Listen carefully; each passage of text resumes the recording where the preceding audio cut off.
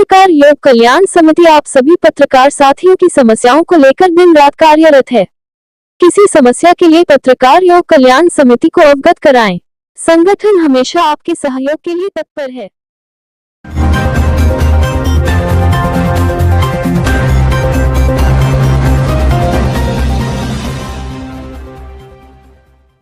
दिल्ली के उप मुख्यमंत्री जेल से छूटे, सुप्रीम कोर्ट से हुई जमानत। आम आदमी पार्टी के नेता दिल्ली सरकार के शिक्षा मंत्री व उप मुख्यमंत्री मनीष सिसोदिया को 17 महीने बाद माननीय सुप्रीम कोर्ट ने जमानत दे दी। जमानत की खबर मिलते ही आप कार्यकर्ताओं में खुशी की लहर दौड़ गई। पार्टी के राज्यसभा सांसद संजय सिंह की अगुवाई में भारी भीड़ तिहाड़ जेल पर श्री सिसोदिया को लेने पहुंची। बाद में पार्टी नेताओं ने प्रेस वार्ता कर पूरे प्रकरण की जानकारी पत्रकारों को दी।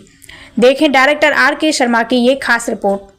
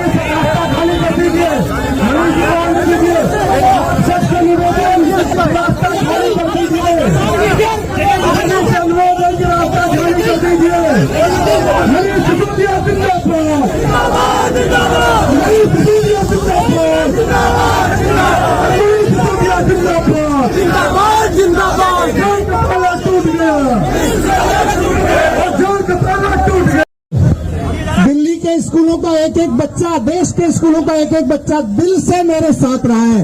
17 महीने में उसके बारे में सोचता हूँ। मैं आज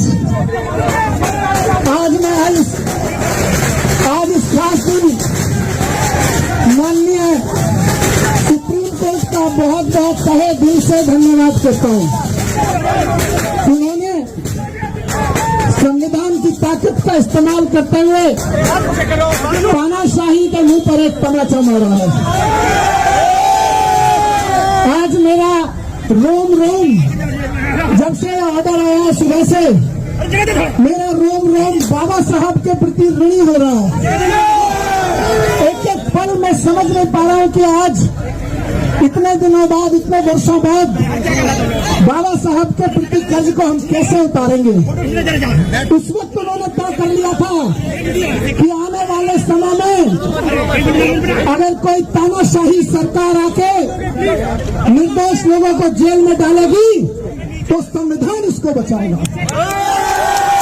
आज मैं बाहर आया हूं तो आपके प्यार की बदौलत, आपके प्यार के साथ साथ भगवान के आशीर्वाद की बदौलत, सच्चाई की ताकत की बदौलत, और सबसे बड़ी चीज जो बाबा साहब ने जो सपना देखा था कि कोई तानाशाही सरकार आएगी तो तानाशाही भरे कानून बना के जब नेताओं को, विपक्ष के लोगों को जेल में डालेगी तो इस देश का वो संविधान जो बाबा साहब ने बनाया था उनकी रक्षा करेगी। शिक्षा क्रांति के जनक मनीष सिसोदिया जी को बेल दी है।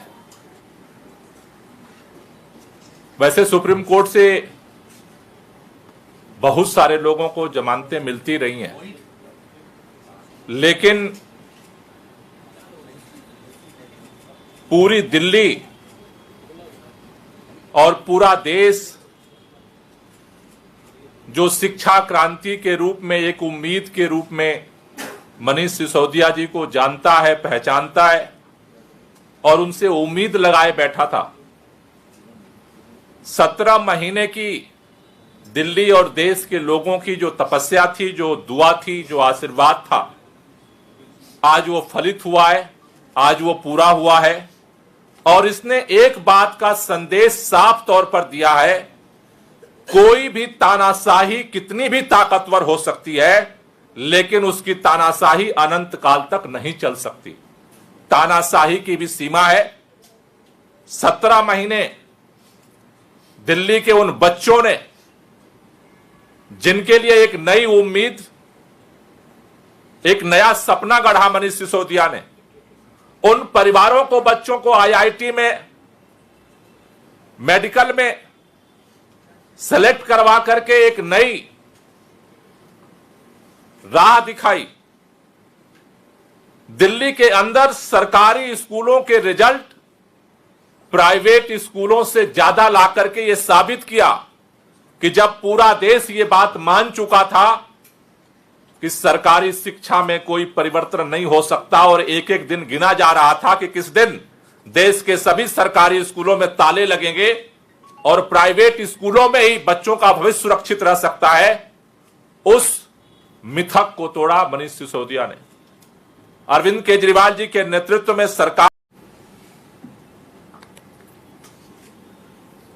मनीष सिसोदिया जी की जमानत जोरदार तमाचा है तानाशाही के ऊपर, हिटलर शाही के ऊपर और मोदी सरकार के जुल्म के ऊपर।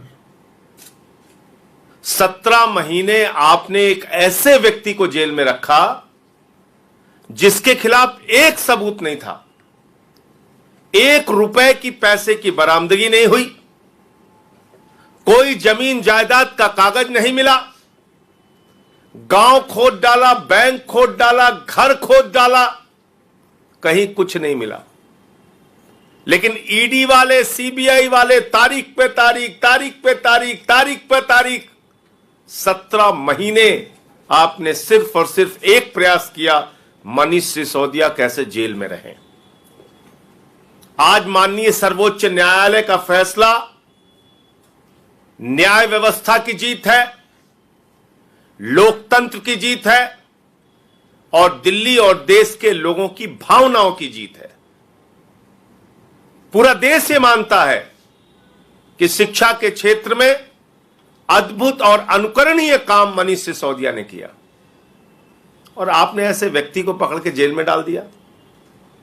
पूरा देश ये मानता है कि अरविंद केजरीवाल के नेतृत्व में दिल्ली के अंदर शिक्षा, स्वास्थ्य, बिजली, पानी, माताओं बहनों के लिए बस की यात्रा, बुजुर्गों की तीर्थ यात्रा, अनुकरणीय काम करके दिखाया केजरीवाल जी की सरकार ने। आपने केजरीवाल को पकड़ के जेल में डाल दिया।